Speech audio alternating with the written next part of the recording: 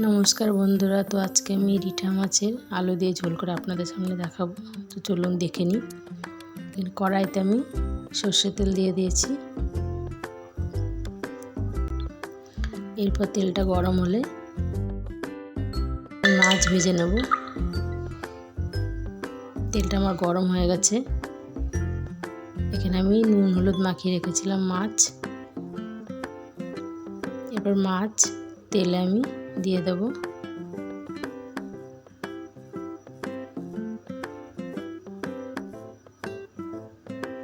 মাছগুলো আমি ভালো করে ভেজে নেব।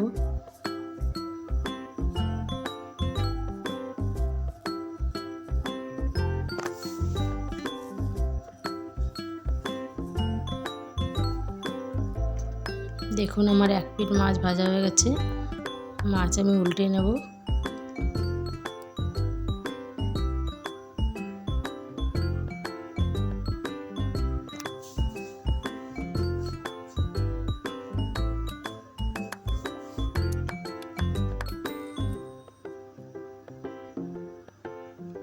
মাছ আমার সব ভাজা হয়ে গেছে। এরপর আমি তুলে নেব।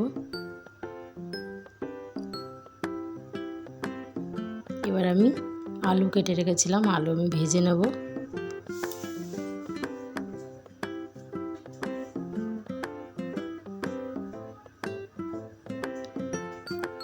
হলুদ নুন দিয়ে আমি আলুটা ভালো করে ভেজে নেব।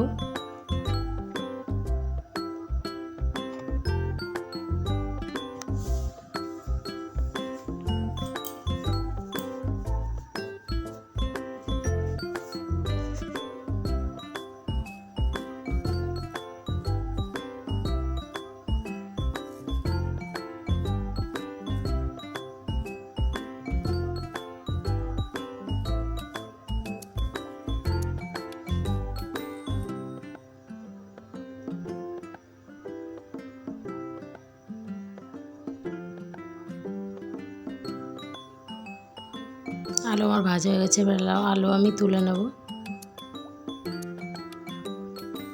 কড়াইতে আমি আরও একটু সরষের তেল দিয়ে দেবো। এরপর এখানে আমি জিরে একটা তেজপাতা দিয়ে দেবো।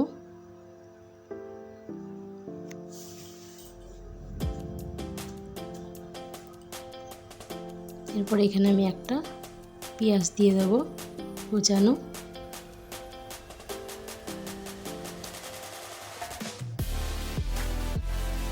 এরপর পেঁয়াজটা আমি ভেজে নেব।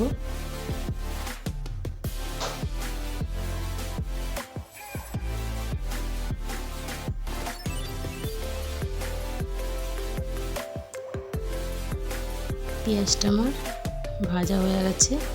এরপর এখানে আমি একটা টমেটো কুচি দিয়ে দেবো।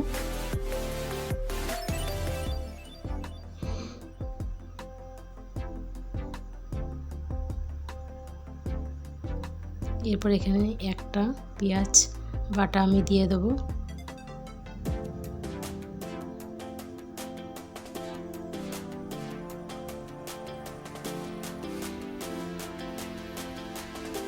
এরপর এখানে আমি 1 চামচ আদা বাটা দেবো। আর ভালো করে একটু নেড়ে নেব।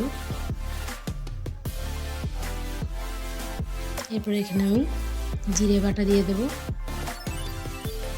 আবার মশলাটা একটু ভালো করে নেড়ে নেব। এরপর এখানে আমি শুকনো লঙ্কা বাটা দিয়ে দেবো। এরপর হলুদ দেব। এরপর স্বাদ মতো লবণ দেব। এরপর মশলাটা আমি ভালো করে কষে নেব।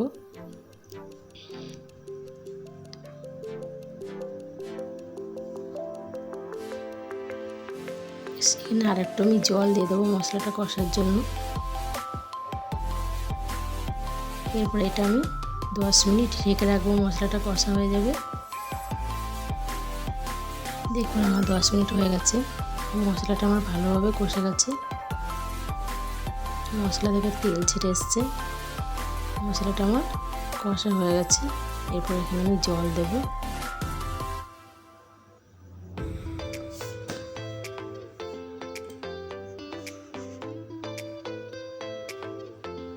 এরপর এখানে আমি ভেজে রাখা আলু দিয়ে দেবো।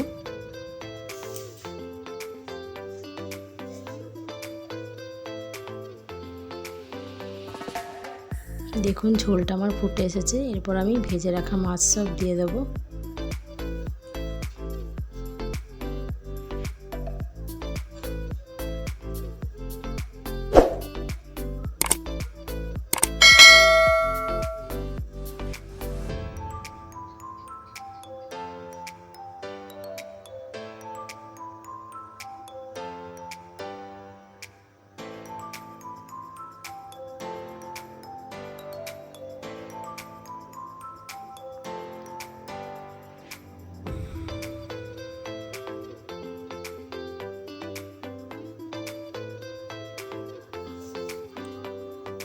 এরপর আমি 10 মিনিট আবার ঢেকে রাখবো। 10 মিনিট আমার হয়ে গেছে। দেখুন রান্নাটা আমার হয়ে এসছে, আলু আমার সেদ্ধ হয়ে গেছে।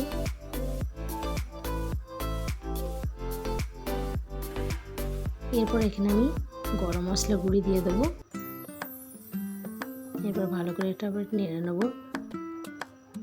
তো বন্ধুরা, আপনাদের ভিডিওটি যদি ভালো লেগে থাকে তাহলে অবশ্যই চ্যানেলটিকে একটা সাবস্ক্রাইব করে নিতে ভুলবেন না। ধন্যবাদ।